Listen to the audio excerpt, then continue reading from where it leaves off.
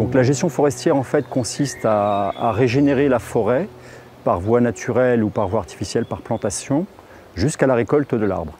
Quand on récolte un chêne en forêt, on récolte le fruit de 4 ou 5 générations de forestiers qui nous ont précédés. La sylviculture s'inspire complètement du cycle sylvogénétique, mais en plus de respecter donc toutes les règles écologiques, elle va orienter la production d'espèces qui présentent un intérêt économique et sur des cycles beaucoup plus courts.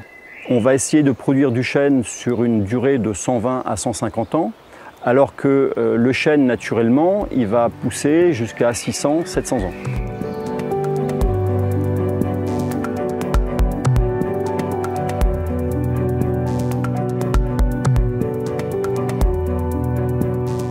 Un îlot de sénescence, en fait, c'est une zone qui est laissée dans l'évolution naturelle des arbres jusqu'à leur mort naturelle qui va s'échelonner sur une très grande période. Et pour reprendre ce que l'on appelle la sylvogénèse.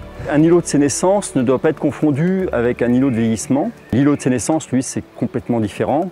On met la forêt sous une cloche, on regarde ce qui s'y passe, l'homme n'y intervient plus et on vient voir un peu ce qui se passe en termes de biodiversité, en termes d'écologie, pour les oiseaux, les chiroptères, les champignons et également les insectes.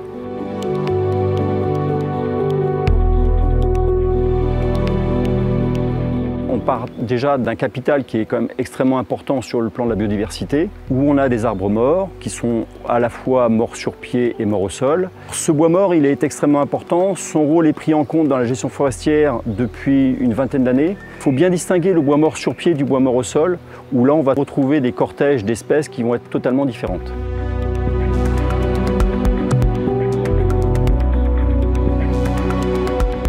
Exploiter rationnellement les forêts, c'est tout à fait possible puisque c'est le quotidien des forestiers français depuis plus de 400 ans.